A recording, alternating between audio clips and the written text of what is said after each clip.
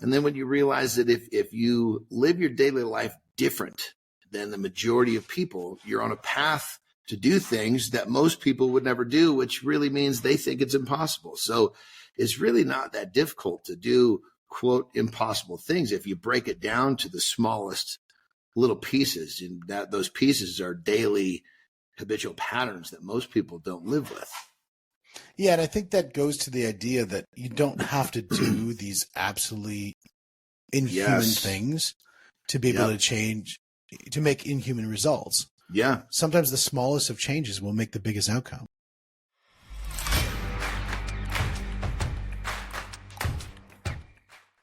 And we are back with the Money, the Mindset, and the Mentoring podcast. And today we have Jon Anderson with us. We are super excited to have you. You've done so many amazing things in life, and you're big not only in physical, you're big in results, you're big in everything that you do spiritual. And I want to talk about all of those things, because that was actually one of the great things we had in our first conversation, where we talked about a lot of people, when they see you walk into the room, the first thing they see is big, huge, bulging muscles. And then they start talking to you. True. It's so true. I mean, literally, you know, and the thing about it is, I understand that that's the way it's going to be. When we do things in life, we understand that there's going to be a certain consequence, if you will, that comes with it. What they don't know is that I've got a major in theology, a minor in philosophy from the University of Portland. What they don't know is I got multiple 7-figure businesses. What they don't know, I have 3 successful daughters. What they don't know is there's more to me than just that. This was just actually what helped me create all of this, you know? Well, and I think that's where we connect so well, is on the idea of the connection between our spiritual and our physical self, and that the thing and the discipline and the hard work that we put in the gym, it doesn't just exist in isolation in the rest of our life. It integrates in a philosophy that is demonstrated through all of the other elements of our life. Yeah. You know, and for me, the gym was that thing that allowed me to kind of get my start, because I mean, if you go back in time, you know, I had lots of challenges as a youngster. You know, at the time, you know, they were viewed as problems. Now they're viewed as blessings, because without those challenges, without those, you know, what I had to go through is what made me me. And the gym was the thing that really kind of allowed me to parlay. It was like my first manifestation, if you will. It was the first thing that I was able to attach, you know, my focus, my efforts to, and actually create. And then once you realize that you've got this, call it a methodology, and I truly do have a method for creating it, you can attach it to anything. And that's the beautiful thing about it, is that, you know, to sum me up, all my learning disabilities as a youngster helped me develop a work ethic. And then that work ethic, I was able to parlay that into, you know, other things in life. And the gym was the first thing. And when, you know, when you learn how to take that hard work and actually make something out of it, create something, it's pretty addicting. And that's actually, it's funny, because so a guy I really enjoy his content and really what he's all about is a fellow by the name of Grant Cardone. And when you look at his history, and he came from, you know, being a drug addict and just making all the wrong decisions. And when he was in rehab, the doctor said to him, there's just no way you're going to be back here. You've got an addictive personality. And what Grant did is he realized that's just not where he wanted to be. And he said, I'm just going to switch what I'm addicted to. Yes. So, you know, brother, that is so, I am 100%. I mean, as a little guy getting picked on, I ran to food for my comfort. So I developed a whopping food addiction. I'm still a food addict. I've had multiple addictions. I mean, I'm addicted to, right now, I'm addicted to a multitude of things, but they're all positive. Yeah, and, that's right. You know, that's exactly what Grant's saying, you know, but when it comes down to it, an addictive personality is a powerful personality. Question is, what are you addicted to? You know, if you're addicted to something that destroys your life, you're in big trouble. But if you're addicted to something that actually creates a better life, you're in for a great life. That was something my parents said when I was young. They said, you know, if he wants the right things, he's going to be okay. Absolutely. But I think that it's wanting the right things and having the commitment and the conviction to follow through on those. And I think being addicted to something. Like, for example, my passion, you could call it addiction, would be Brazilian Jiu-Jitsu. Yeah. It is through me. It is in me. I love everything You about love it. it. If I could be at the gym 80 hours a week doing Brazilian Jiu-Jitsu, I would. Yeah. And because it's just so interesting of a puzzle for me. Because just as you think you're getting good, you realize you're not. And that's my story with lifting weights. The first time I saw Arnold Schwarzenegger, going back when I was a little guy, wobbling learning disabilities, my mom realized no TV in the house. It was just going to make it worse. So I saw TV like at friend's house, like once in a blue moon, and the first time I saw that movie, Arnold's pushing that big wheel around, and I saw this big muscular dude, and something in my chest just went boom. And it just, at that point, something changed. I just fell in love with lifting weights and building my body. And all I knew at that point was I want to spend my life doing that. And that's what's made my story so amazing, is that I was just dumb enough to believe I could do it. And everything that I've done is attached to lifting weights somehow, in terms of, when it comes to my monetary success. Yeah. Building discipline. If you track it all back, it all goes back to that. And so when you can take something that you truly love and you can find a way to keep that kind of just woven into the fiber of your life, and even when it makes you money, it's a different world. It's a different life. Absolutely. Well, it's interesting when you use the term, I was dumb enough, and because it's a funny thing, but a lot of times when you look at people who are entrepreneurial, they almost seem like whack jobs. Like you actually think you can achieve that. Are you crazy? You're going to you're going to make an electric car and make it available to everybody in the, you're silly. You're going to put a rocket now to the moon. Mm-hmm. Are we nuts? And that's what happens when people push thresholds. Brother, to everybody 100%. else, they look insane. Yeah. I've always made the joke, if the average man understands my goal is not big enough. That's because I need the average man to say, you can't do that. Because if he thinks I can't do it, that means I'm dreaming big enough. If he thinks I can do it, I somehow I need to recalibrate how I'm looking at what I'm trying to do. Because, stretching and striving and, our limits are put on us by us. And that's the whole thing, is when we start to realize that, there are plenty of things that are impossible till somebody does it. And then it's not impossible anymore. And when you start to realize that anything is possible, and then when you realize that if you live your daily life different than the majority of people, you're on a path to do things that most people would never do, which really means they think it's impossible. So it's really not that difficult to do, quote, impossible things if you break it down to the smallest little pieces, and that those pieces are daily habitual patterns that most people don't live with. Yeah, and I think that goes to the idea that you don't have to do these absolutely inhuman things to be able to change, to make inhuman results. Yeah. Sometimes the smallest of changes will make the biggest outcome. Yeah. The thing that I explain to people often is, like, this is classic. People come, you must work out like 5 hours a day. And I say to them, it's don't think about how many hours a day you're working out.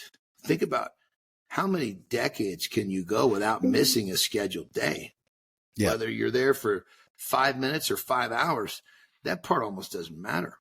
Yeah. It's the fact that you've got the nuts to repeat that. And, again, going back to my disabilities, call it all these letters that they have now for problems, OCD, ADD, all that kind of stuff.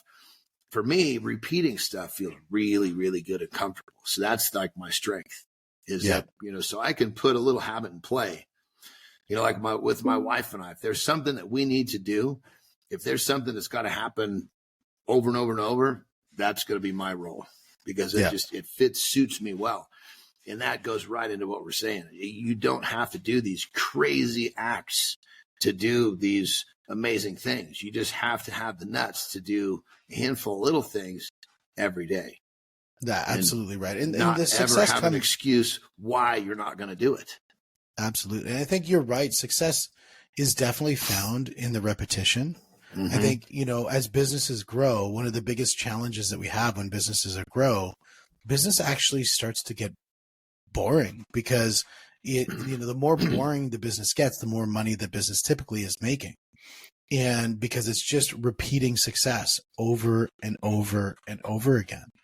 And I think that's the interesting thing for people as they're growing a business, or even if they're at the gym or whatever they're attaining, that repetition is what's going to create the success. It's not the invention necessarily, but it's a repetition of that invented thing that's going to create that success. And that's one area where I've been really lucky with my main focus with business, which is mentoring and coaching, is the fact that, yes, it's a repetitive process. And yes, it's over and over, but I'm helping an individual do something they didn't think was possible before they came on board with me. So that never, even though it's another rep, that rep has its own character, its own payoff, because, when someone's saying to me, I feel like I'm 30 again. I didn't think I was ever going to be able to do that again. They all have their own version of what that is. So the story, that rep is always a little different for me, which I'm blessed again, So yeah, no, that's amazing. And I think finding the sort of the diamond in that repetition, I think, is really critical. It could be that little nugget of something that you just learned about yourself, about the person that you're with, or about the not the repetition that you're making, but the impact of what your repetition is doing. So when you're talking about that individual, your repetition is creating, for you, it's the same thing, but for them, it's a big shift. Yeah. And so it's the impact of the repetition that makes it super valuable. Well, it's got to be similar. Like when you're teaching someone how to do something with jujitsu, that to you, seems very similar, but the way that they apply it to how, the way that they see it, the way that their body works with it, their different opponents, it's going to be a different story every time too. It starts off as the same action, so to speak, but it turns into its own creature by the time it actually develops. Oh, absolutely. And what's even more interesting is when they become better at it than you, or they, they take it into another realm that you never thought possible. We've got this guy, George, who's in the gym, who you give him a little nugget and he just blows it up into something amazing. And I'm excited because when you talk about people who go through a journey, that was a guy who went from, he was not really moving ahead with his life. He got into jiu-jitsu, really exploded in what he was doing there. And now he's like top of the class at school. I mean, this guy's got, his world is just so open now for possibilities because he's really just blossomed in finding his purpose and finding his meaning. Yeah. And that all just came out of just repping arm bars. I'm convinced. I mean, for him, maybe I could say pulling guard, but that's just a knock on him, but inside joke. Well, it's like, when it comes down to it, like, kind of make a similar part of my story, what you just explained. Once I started to actually get good at lifting weights, and that's where I really had my first success. When you experience being really good at something for the first time, it changes a person, because we all kind of just live in this, this world where, we're all kind of wandering around and it's like I hate to say it, but there's so many walking zombies, people that really are just kind of just waking up and going through their day. And there's not a lot of thought, not a lot of planning, not a lot of purpose. And then when someone stumbles across their purpose and they're like, holy shit, this changes how I feel about my life. Yeah. It's like Pandora's box opens. And unfortunately, there's too many people, in my opinion, there's not enough people that have found their purpose and too many people that don't even know they're supposed to be looking for it. And that's part of the problem. Yeah, I think there's sometimes you run into people where you wonder, are they an extra in the movie about their life? Yeah. Are they not even a main character? Yeah. Exactly. And it's a movie about them, but they're playing an extra. Yeah. And they don't even have a speaking role. They're not even speaking. That's right. Not even speaking. Their backs to the camera. But when you can take that and you can see that it's because they're it's kind of like they're dancing the mambo when everybody else is dancing merengue, and as soon as they can get in congruent with the movement around them, then they can get purposeful about it. They can reconnect and engage. It's like when you talk about going to the gym and how much that it really gave you purpose and you saw success and that started building momentum. And you realize that things that, as you said, people would say that they're a deficit, but you made them as to an advantage. Yeah. They started taking ownership, right? And Yeah. I think that's something when we talk about mindset, how important ownership of outcome is critical to success. It sounds so simple. It sounds so like people just can kind of take a statement like this and they can just shine it on. But people are one decision away from changing their life. But you have to make that decision. It can't be, I think I'm going to try this. No, I'm going to do this. And I'm going to fall on my face, but I'm going to have the nuts to get back up, because all you got to do is make that choice and then have the nuts to get back to your feet one more time. Then you fall down and you're going to end up where you want to be. It's so simple. Now, granted, absolutely, there's a lot of repetition. There's a lot of frustration. There's a lot of things that go into that, but you don't focus on that. You focus on, it's the old glass is half full. You can focus on, you only got a half a glass of water and get all bent out of shape because you don't have enough to drink. Or you can look at the fact that you're lucky that you got a glass that's half full, and you can be grateful for that you have it. And a person can make a choice, and they can choose to see what they want to see within their choice. And unfortunately, I heard the glass is half full my whole life, but nobody really broke it down further than that to help you understand that you can see that in every little wrinkle of your life. And when you train your brain to see the positive, not the negative, and you make a choice, it makes it much easier to follow through with that choice, irregardless of how difficult it is or it isn't. And so I love the extreme ownership. It's the same thing. It's you make a choice, you own that choice, and you navigate the path to get there. And if you see the good in your journey, it becomes a lot easier. Yeah, absolutely. I love the glasses half full mentality, because I actually look at it saying that if you really want to understand a perspective that gives you clarity on where you are in life, is look at the glass isn't half full, it isn't half empty, it's actually both. Yeah. And so the idea is it's half full, so that's where gratitude comes in for everything that you have. And the glass is half empty, that gives you an understanding of the abundance of opportunity that exists out there, because you can either fill that glass, or you can say, this is all I have in this glass. It gives you the space, gives you something to go into it. If it was full to the brim, there's nowhere to go. Yeah. But if there's a space in that glass, there's something that has an opportunity for something else. Well, then the idea that the glass is full, there's, when it comes down to it, when you really are in line with your purpose, it's a journey. You're not really looking for the glass to ever be full. You're just looking to continue to pour into it.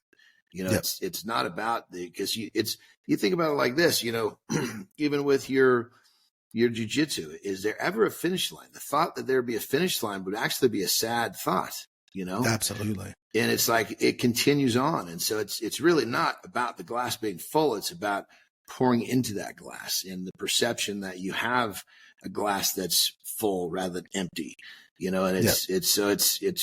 I'm with you, brother. That's a powerful, the glass is half full or empty is kind of powerful, but you got to look a little deeper into it.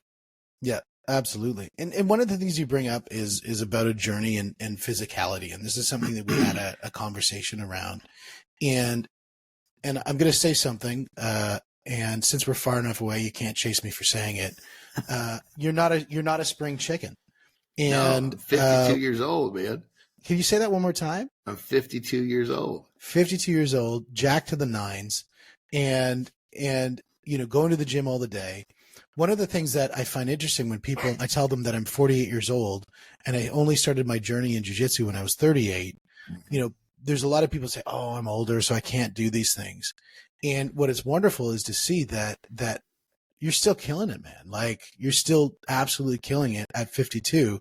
And I don't think you see an end to that game. No, because when it comes down to it, it's the rules of your game just change. You know, let's make it by the decade. You know, the difference between, 30s and 40s was very big. 40s and 50s was big. I'm sure 60s will be different and 70s, but what it comes down to it is I don't have the mentality, the mindset that I'm going to stop doing what I'm doing. I'm just going to alter how I do it so that I can continue to do it. And as I get older, I actually get so much smarter. Like, this is the crazy part about this. Like, people look at me right and I think, man, you must spend hours in the gym. Now at 52 years old, and I shit you not, I would say I train 4, max 5 times a week. And I would say I'm in there 45 minutes, including warming up. Wait, say that one more time. Exactly. So you're at the gym 45 minutes. 4 to 5 hours or 4 to 5 times a week. Yeah. For 45 minutes. 45 minutes. And you retain the same muscular status that you have today with that level of exertion. Yeah. Well, because when it comes down to it, I mean, I understand so much better about how to execute my diet to get what I want.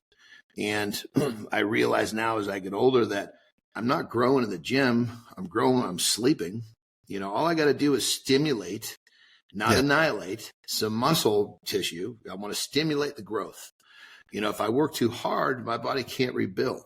And then what happens is, and you see this all the time, people get all wound up and, oh my God, I'm going to go to the gym, I'm going to do this. And they work so hard, they wear themselves down to the point where they literally will work their happiness away because they get overtrained. They're tired. It's like they're just not happy creatures because they're overworked. As to where you find that balance. When I was younger, granted, when I look back, I way overtrained. It was actually really helpful because it developed my brain. Without my brain, I wouldn't be where I am today. But had I had this knowledge now, I could have saved myself a ton of time to get where I am because I actually did too much. I just didn't know it. Interesting. And when you say too much, so walk me through just because now you've really piqued my curiosity. We didn't actually talk about this in the preamble. So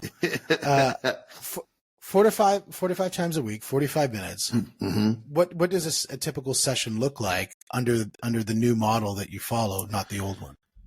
Well, like right now, perfect example, I would have saved a lot of time no matter what phase I was in. But right now, I save a lot of time. I do primarily, I superset things. I do 2 exercises at once. It helps with, I like the way it feels, keeps my blood pumping. And I'm not really trying to lift gargantuan weights. I want to lift a weight that is challenging for me for the rep range, how I feel for that day, and it's really not, I don't lift with my ego anymore. I lift. It's funny enough. I go to the gym to feel good. I don't really go to the gym to get big anymore. This is just kind of the side effect of my sporting careers. Now let's talk, when you talk sporting careers, and let's talk accolades for a moment. Yeah. The things that you've been able to achieve in your sporting career. Talk about those a little bit, because I think that's really interesting. Yeah. So, kind of the whole thing, I knew that lifting weights was my thing. I knew that all I wanted to do was lift weights, and I didn't know how I was going to monetize it. But anyway, as my journey in life went forward, I realized that I was actually stronger than I looked. And so, like every gym I went to, I was, of course, one of the bigger dudes, but there was just nobody close in strength. And so I realized, okay, I think you're going to do better in strength than you are in physique, because got a lot of dudes that look like you, but none of them, or nobody in the gym, even the fat ones, can't lift what you're lifting. So basically I went in, I became a pro strongman. And we didn't talk about this in our first meeting, but I actually this is kind of a theme in my career. So I'd done so much work off the radar. When I decided to finally hit the button and compete, I went from my first contest into an international player inside of a year, like 9.5, 10 months, which, wow. So I did my first contest, qualified for a national, won the national, became pro, went to a pro national, placed high enough to go international, bam, off I went. And that's amazing. Yeah. So then I was had a great time in Europe all the time, traveling. I was living my dream, you know. But just like anything else, you know, it runs its course. I ended up banging myself up. I had a back surgery. My agent at the time said, "Hey, if you want to continue again in 12 months." And so I wanted to keep going. You know, that this part of me was still wide open. So he said, we're gonna send you to Japan and wrestle. And I was like, what? What are you talking about? I never even was a wrestler. Yeah. I mean, I like the big guys but I never paid attention to what they were doing. Okay. So basically he fraudulated a resume that said that I knew how to. Yeah. Yeah, because the contracts I'm not getting recontracted. Those are gone, you know. Now, we can say this now. He's not going to get into trouble. So, but he basically, and keep in mind, you know, that's when it comes to, I guess you'd call it entertainment or sports entertainment, you know, making yourself look a certain, the illusion of how you look to get hired is a big part of that business. Yeah. You know, so anyway, so I got over there and I basically got contracted. Yeah. I was able to pull it, you know, pulled it together, learned fast enough that I could keep a contract. So I was a pro wrestler in Japan for 7 years. I was bouncing actually back and forth between Japan and Mexico. And then they had sister companies. They just passed you back and forth like a dirty dish towel. Yeah. Wrong, man.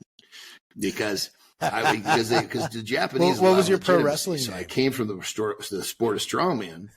That's why I got, because of the way I look and because I was a legitimate player in another sport, that's why I got contracted. I was a terrible wrestler. I mean, I lifted people over my head. Yeah, pressed them over my head. Did you have a signature really move? Good. What was your signature move? I could get in the ring and I could slam somebody. I could flex my muscles. I could jump up in the corner. I could flex and scream, and I could get people out of their seats. And that's all they're looking for.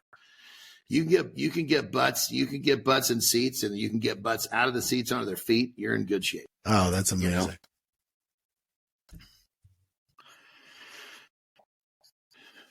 Well, that's one of the things that I think when you look at fighters these days, I think some of them are starting to realize the value of it because of things like, I mean, boxing has always been that way, but in things like mixed martial arts, it hasn't, you know, a lot of them are such purists when it comes to fighting. They don't realize that fighting has nothing to do with the spectacle of the UFC has nothing to do with fighting. Yeah. It has to do with the people who care about the fight. And if nobody's there who cares about the fight, nobody's there to watch you, then it doesn't matter. So promotion is just as important, 100%. If not more important, than the production of how good of a fighter you really are. Just like any other time, you know, they realize this son of a bitch is getting old. We better replace him. So they started looking for the young version of me, and out the door I went. So I basically, at that point, I'm 42 years old. You know, I've had a great career up to this point with 2 sports. I mean, I'm living my dream, and I don't want it to be over. That's what it comes down to. So I came home. I was like, well, shit, everybody's telling me I've been looking like a bodybuilder. I wanted to be a bodybuilder originally, but I went into strength first. So I said, well, shit, let's try it. So again, you know, I basically won my first contest, won. Went to a national, won, became pro. My third ever bodybuilding contest was a pro contest. And then off I went with my pro bodybuilding career. So three internationally recognized professional careers. Is the crazy part is, brother, when I was a kid, when I first was totally inspired to lift weights. That is so much fun. I mean, and I wanted it so bad. It was like that crazy bad, like not smart bad. Like if God had come down and said, look, put your hand on the table. If you cut one of your fingers off with this meat cleaver, you know, you can be a pro bodybuilder. I would have went, honk. And then if he said, okay, you can have one more career, you know, you can be a pro strongman, you got to cut another one off. I mean, I'd be missing 3 fingers if I had the option when I was young. I was just dumb enough to believe I could do it because every time I had the same thing. You can't do that. There's no way you can do that. Well, I guess we're going to find out. Yeah. Yeah.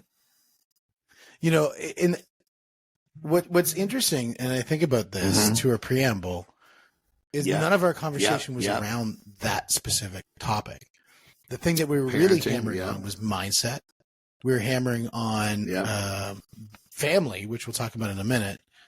parenting, and of course business. And so it's interesting to kind of hear that story and dial into that, because it was like, oh yeah, right. I guess we should have talked about that at some point, but we never did, because you had so much other stuff that we could cover on the other elements. Goodness. And, So I got let's talk 31. about family for a I've minute. got So 21. how old and are I've your got kids 19. now? Excuse me. Yeah, 19. I tell you, they'll kill me if I get the ages wrong.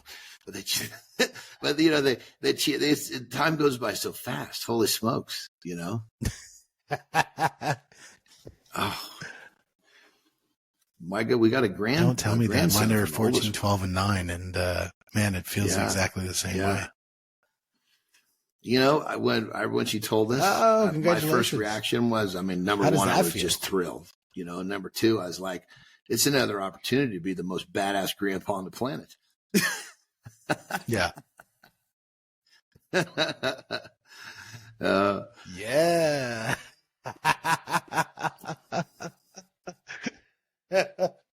That's amazing. That's amazing. Yeah, that was. Now, There's no were question you, on my with again, the kids, were you in everything Japan kind of when you fell into had the place kids, for me, or how did it's that like all work? Talk to me when about you that. don't make excuses and you push forward and you're truly committed with your purpose. A lot of times, the universe just kind of works things out for you. Because when I was the early part of me competing, when I was gone a ton, Yeah. they were like little, and then they were in like, well, the oldest one, there was a big gap between. So the oldest one was in that was she was in a different kind of, but the two younger ones, they were like, you know, it was in kind of later in elementary school when things kind of start heating up a little bit, you know, in terms of that's when they kind of need that. They need their dad there, you know, and so it was like, it was just all meant to be. I got released right about the time. I think the oldest one was in 5th grade. The younger one was in 3rd.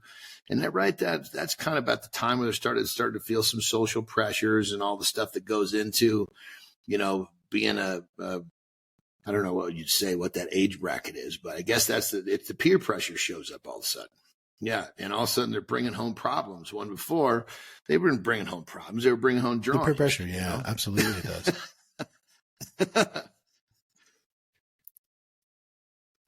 Yeah.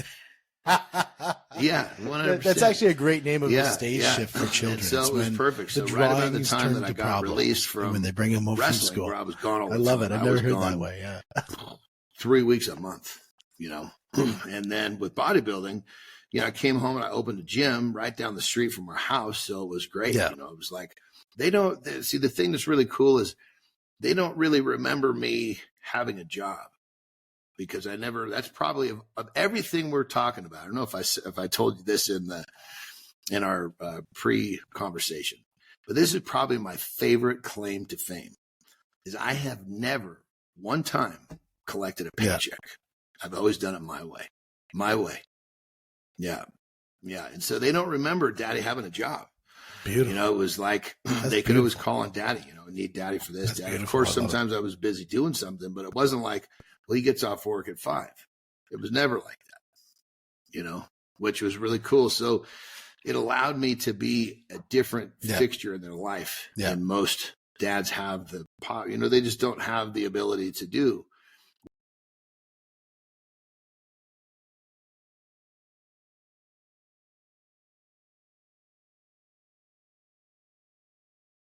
Yeah, absolutely. Now, talking about the business side, you know, you had a couple of adventures that you had in business, and then you've got your current, what you're working on. Let's talk about what you're working on currently.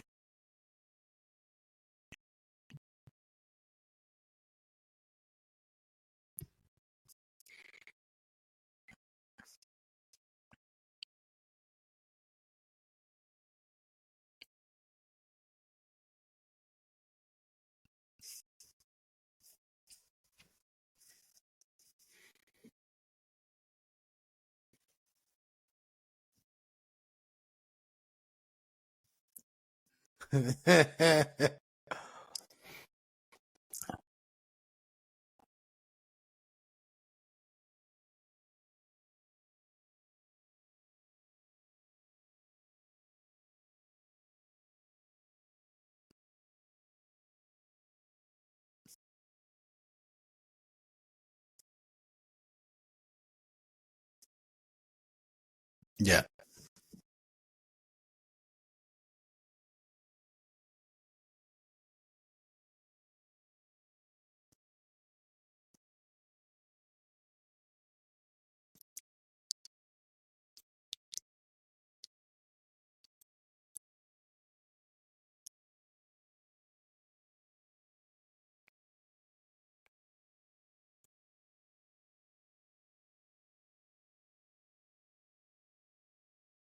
Yeah. Yeah.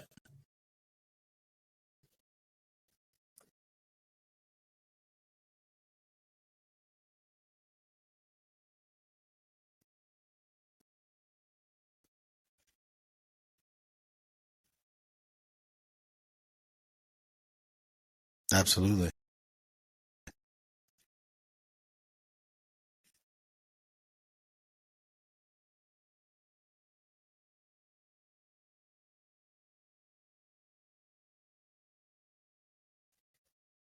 Yeah.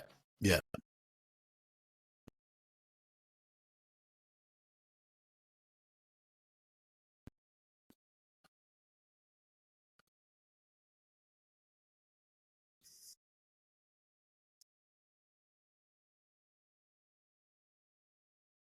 Beautiful. Beautiful. Now, when you were following those breadcrumbs, were those like a keto breadcrumb or were they?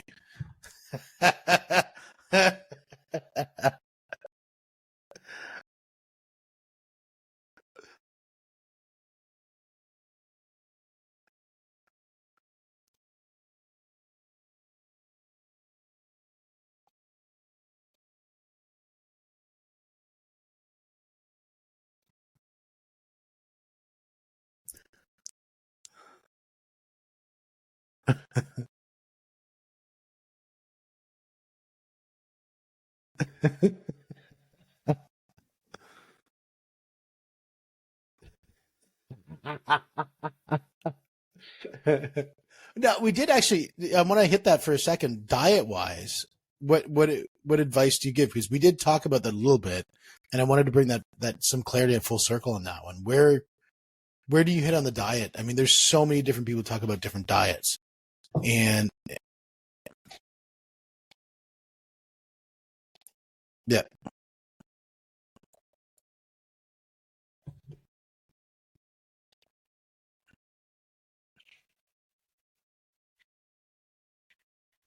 yeah,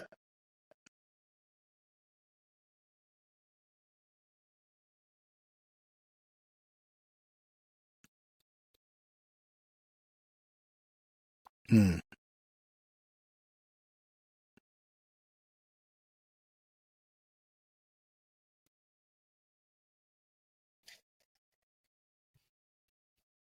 yeah,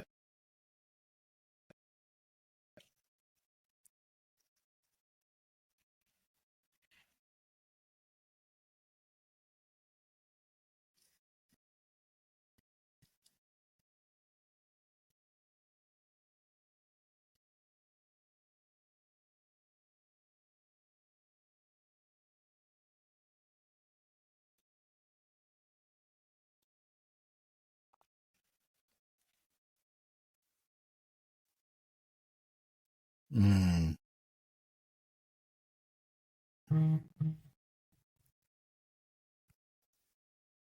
yeah. I love it, and I think that makes so much sense. I think the idea of square pegging, round holing diets, because it's the fad of the day, is just just because it works for you doesn't mean it's going to work for me.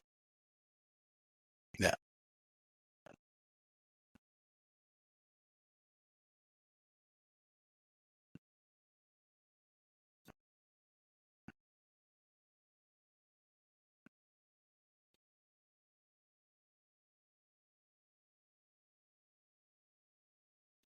yep,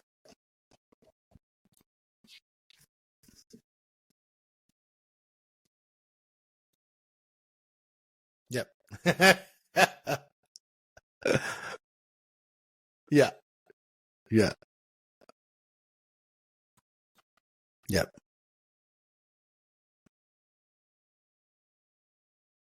yep,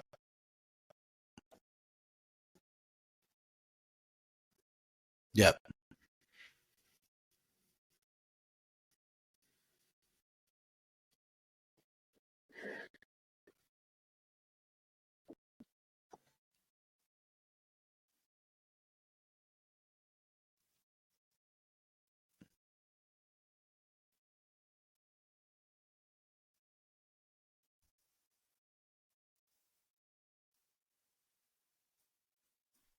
yep, yep.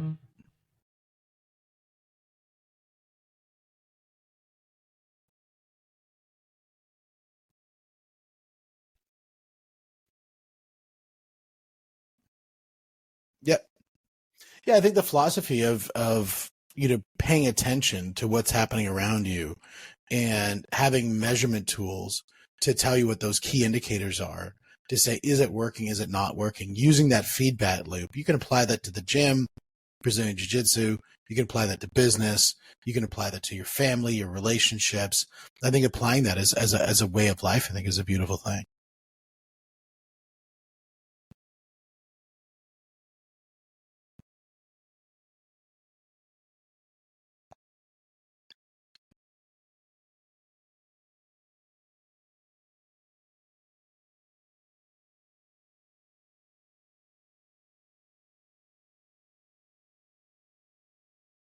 Mhm.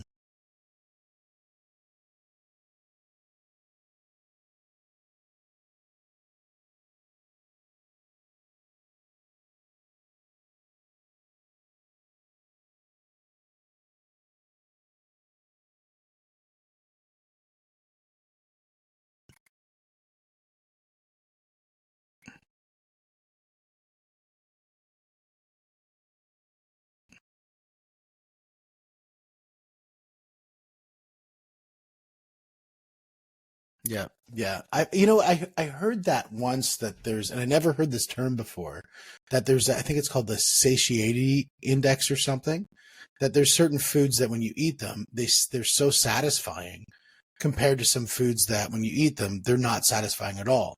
And that's why you can crush ice cream at the end of the sushi because there's no satisfying element to it, even though, calorically it's so dense. Yeah.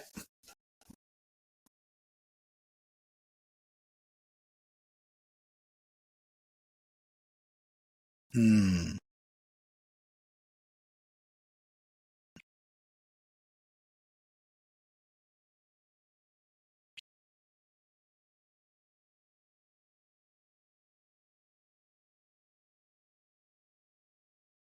Yeah.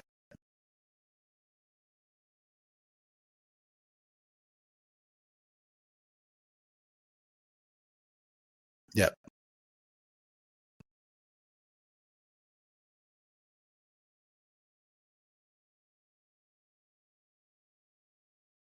Yeah.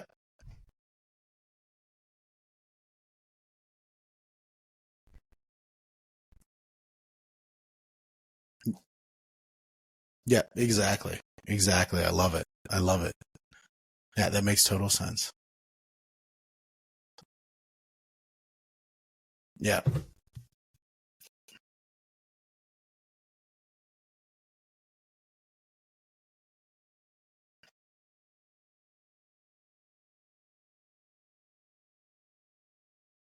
Yeah.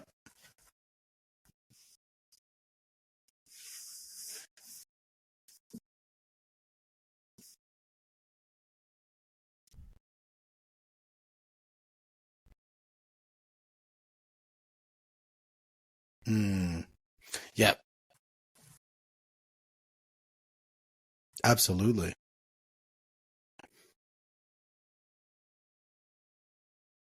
Mm.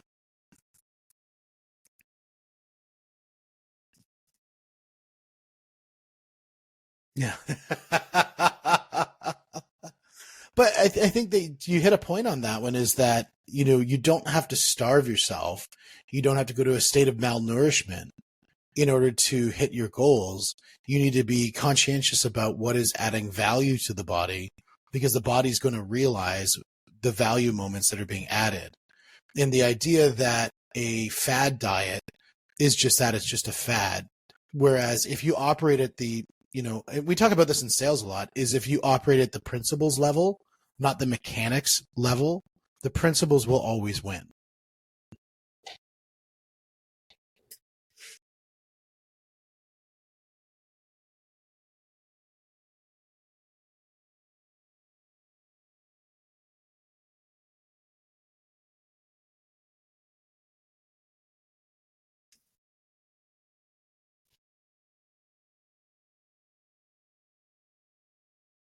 Mm. Yep. Yep.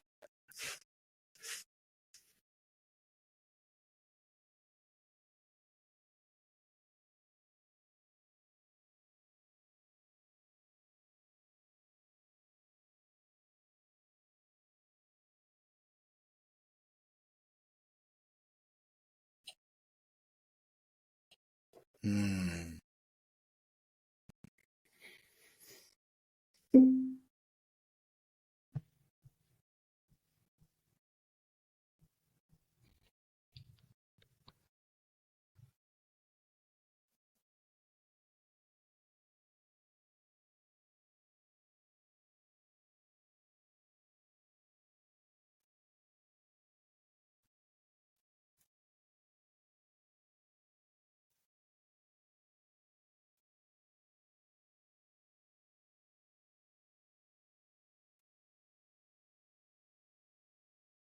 That makes so much more sense than any of the other things because it follows a logical process that it just knows what it wants. So give it what it's want, and it's not going to feel dissatisfied when it receives the thing that it wants rather than the hundreds of things that it didn't want.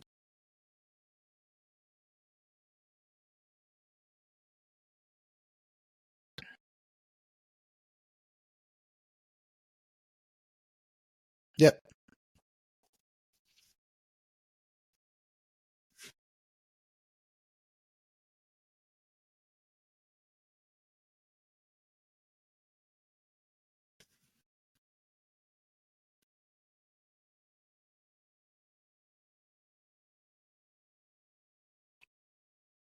Mm-hmm. Yeah. Yeah. It makes total sense. And it's thinking with scarcity. It's not thinking with abundance. Yeah.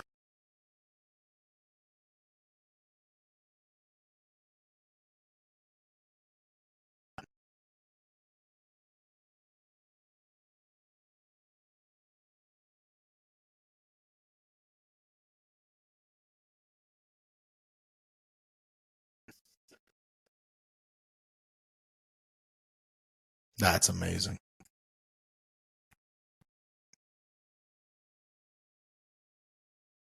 Now, one of the spots where if people want to check you out for those kind of journeys, the easiest spot to find you is on Instagram, and that'd be at the Jon Anderson with an en at the end.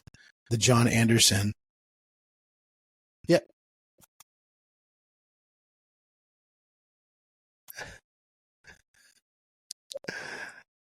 Oh yeah, no, it's Jon. There's no H and it's an E, and yeah, so yeah, no, links are definitely in the links are in the short. Links are in the in all the in the description and everything like that for sure. But you've got some great content on your Instagram. So I want to let people know to check out your Instagram for the content because it's got some really good stuff.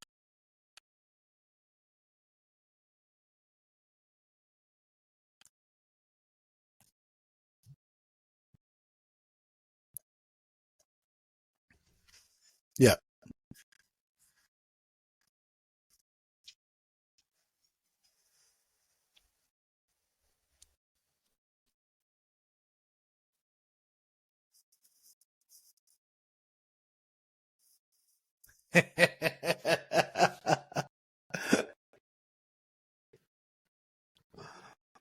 I love it. I love it, man. Well, you know what? We could talk for hours.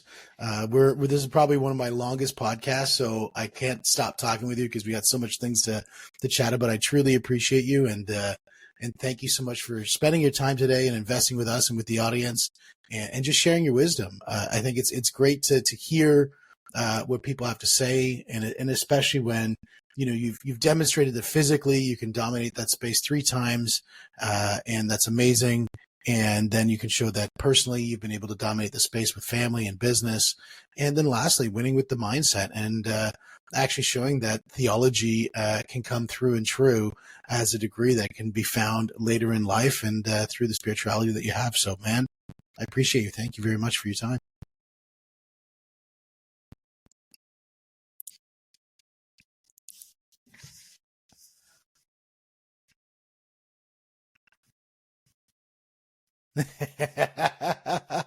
Well, I definitely found one here in our conversation with you. And thanks so much for being together with us on the money, the mindset, and the mentoring podcast. And guys, reach out to Jon. He's got some amazing stuff. And Jon, thank you very much. Awesome, guys. And that's the money, the mindset, and the mentoring podcast. We will see you on the next one.